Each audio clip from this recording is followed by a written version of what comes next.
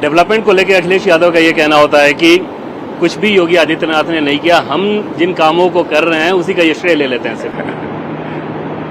मैं जानता हूं कि 5 वर्षों के अंदर लगभग 50,000 किलोमीटर ब्लॉक, सब डिवीजन, बहुत सारे गांवों को जोड़ने वाली सड़कों का निर्माण जो है योगी जी ने कराया है।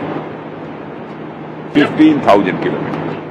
पिछली बार के चुनाव में कोई चेहरा नहीं था बीजेपी का सीएम कैंडिडेट के तौर पे, सीटें जबरदस्त आई। इस बार योगी आदित्यनाथ हैं और बहुत सारे विधायकों को हमने देखा पिछले 5 साल में कि वो इस बात को लेकर शिकायत कर रहे थे कि योगी आदित्यनाथ की कार्यशैली अच्छी नहीं है। क्या आपको लगता है कि उसका खामियाजा उठाना पड़ सकता है उस चेहरे को लेकर? होता है, कोई भी चीफ मिनिस्टर हो, सबकी एक काम करने की अपनी शैली होती है, एक अपना टेम्परामेंट होता है, लेकिन कहीं किसी को जलील किया हो ऐसा नहीं है। मुझे जानकारी नहीं है ऐसे। योगी आदित्यनाथ की कार्यशैली को लेकर आप लोग संतुष्ट हैं कि उसका फायदा ही मिलेगा, नुकसान नहीं होगा? मैं संतुष्ट हूँ, मुझे कहीं से कोई शिकायत नहीं मिली। पिछली बार जैसा परफॉर्मेंस रहा था, अगर वैसा परफॉर्मेंस इस बार नहीं होता है तो ये जिम्मेदारी तो ये तो काल्पनिक प्रश्न है। मेरा मानना है कि जैसा पिछली बार परफॉर्मेंस था, कमोबेश इस प्रकार का परफॉर्मेंस तो रहेगा ही। ये कॉन्फिडेंस कैसे हो रहा है? क्योंकि बहुत सारे लोगों को हमने देखा कि वो जितना काम किया है उन्होंने और कानून और व्यवस्था के मोर्चे पर जो कामयाबी हासिल की है और जनता का मूड, आप ही लोग इंटरव्यू लेकर आते हैं जो दिखाते हैं टेलीविजन के पर्दे पर, उस आधार पर भी हम लोग मूल्यांकन करते हैं, कामयाबी मिलेगी। लेकिन अखिलेश यादव की रैलियों में भी हम ही लोग बहुत भीड़ भी दिखा रहे हैं, भीड़ दिख रही है रैलियों में, तो उससे ये डर नहीं हो रहा है कि मुकाबला बहुत नजदीकी है, कुछ भी हो सकता है? कई विधानसभा क्षेत्रों की रैली होगी तो स्वाभाविक रूप से भीड़ बड़ी होगी। हम लोग भी जहां सभाएं कर रहे हैं, लोग तो आ ही रहे हैं, भीड़ हो ही रही है। अब यही 4-6 जोड़ दीजिए तो बहुत बड़ा के लगभग 40,000, 50,000, 70,000 की भीड़ हो जाएगी।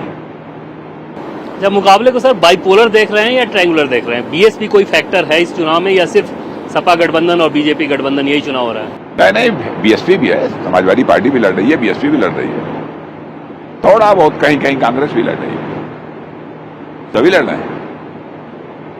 मतलब बाइपोलर मुकाबला नहीं है? नहीं, बाइपोलर का प्रश्न ही नहीं है।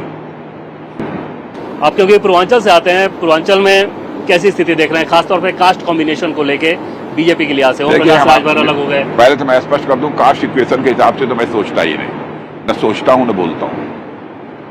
भले ही कास्ट इक्वेशन बनते होंगे, उस दृष्टि से न मैं सोचता हूं न बोलता हूं और न बोलूंगा। मैं इसके सख्त खिलाफ रहता हूं। जाति, पंथ और मजहब की राजनीति है, सख्त खिलाफ रहता हूं। लेकिन वोट में जो बड़ा फैक्टर रहता है, जिस आइडियोलॉजी को लेकर, जिस दार्शनिक अवधारणा को लेकर हम लोगों ने अपनी राजनीतिक यात्रा प्रारंभ की है, उसमें इसकी कहीं कोई गुंजाइश नहीं है।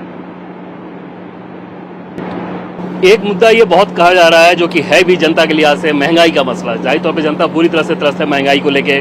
दूसरी बड़ी समस्या बेरोजगारी को रहती है। आपको लगता है कि इन दोनों मसलों को संभालना मुश्किल हो सकता है बीजेपी के लिहाज से? देखिए, अमेरिका का जहां तक प्रश्न है, अमेरिका तो रिचेस्ट कंट्री वर्ल्ड की मानी जाती है ना, विश्व की सबसे धनवान देश है अमेरिका।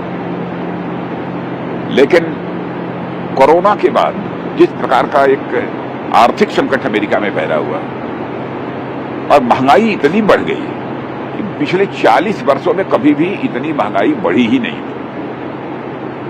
लेकिन कोरोना का एक संकट होने के बावजूद हमारे प्रधानमंत्री ने जिस तरीके से उसे हैंडल करने की कोशिश की है, वह बिल्कुल, उसकी जितनी भी प्रशंसा की जाए वह कम है।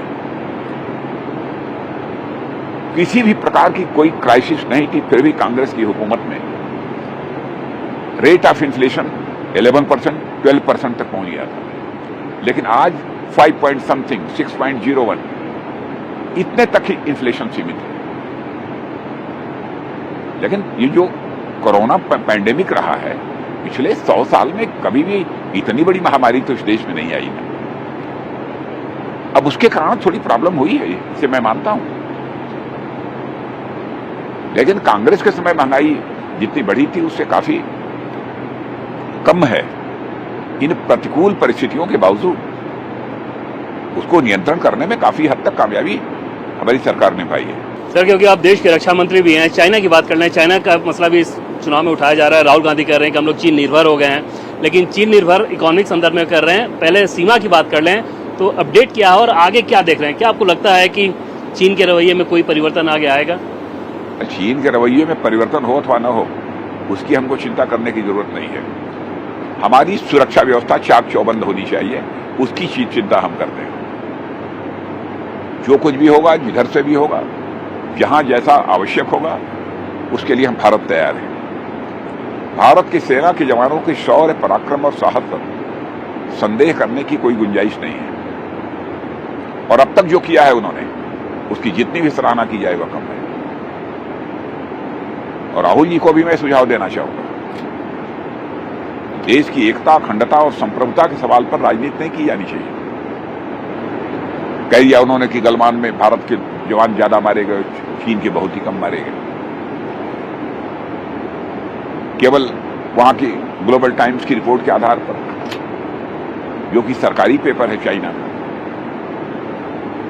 लेकिन आपने देखा कि उसके बाद ऑस्ट्रेलिया के ही एक पत्रकार ने, ऑस्ट्रेलिया के एक अखबार क्लेक्सॉन में, उसने लिखा है कि गलवान में जो भारत और चाइना के जवानों के बीच मुठभेड़ हुई थी, उसमें 38 से लेकर 50 चीन के जवान मारे गए। ऑस्ट्रेलिया लिखा है, मैं नहीं कह रहा हूं। ऑस्ट्रेलिया के ही पत्रकार ने, खोजी पत्रकार था, खोजबीन करने के बाद, लोगों से बातचीत करने के बाद लिखा। क्या कहा जाए? अब कहने को तो कह दिया राहुल जी ने यह भी, चीन और पाकिस्तान के बीच की जो दोस्ती हुई है और मोदी जी को प्रधानमंत्री बनने के बाद हुई है। क्या औचित्य है इसका? अरे ठीक है, प्राचीन भारत के इतिहास की उनको जानकारी न हो, यह बात तो समझ में आती है, लेकिन थोड़ा आजाद भारत के इतिहास की जानकारी होनी चाहिए। सक्सगाम घाटी कश्मीर की, जिस पर कि पाक का अनधिकृत कब्जा था, चीन के हवाले जिस समय पाकिस्तान ने उसे किया था, उस घाटी को, उसमें पंडित जवाहरलाल नेहरू भारत के प्रधानमंत्री थे। इतना ही नहीं, पाक ऑक्युपाइड कश्मीर में काराकोरम जो हाईवे बना है पाक और चाइना की मिली भगत से, उसमें श्रीमती इंदिरा गांधी थी भारत की प्रधानमंत्री। और चाइना पाकिस्तान इकोनॉमिक कॉरिडोर भी बनना प्रारंभ हुआ, उस समय डॉक्टर मनमोहन सिंह जी 2013 में यहाँ के प्रधानमंत्री थे। तो मोदी जी की नीतियों के कारण चीन और पाकिस्तान के बीच दोस्ती हो गई, यह कहना कुछ समझ में नहीं आता मेरे की, किस आधार पर कह दिया उन्होंने। देश की सुरक्षा और अखंडता और एकता के सवाल पर संभल कर स्टेटमेंट देना चाहिए। इंडिया टीवी हर वक्त हर जगह डाउनलोड करने के लिए सर्च करें India TV news Google play store या ऐप स्टोर पर।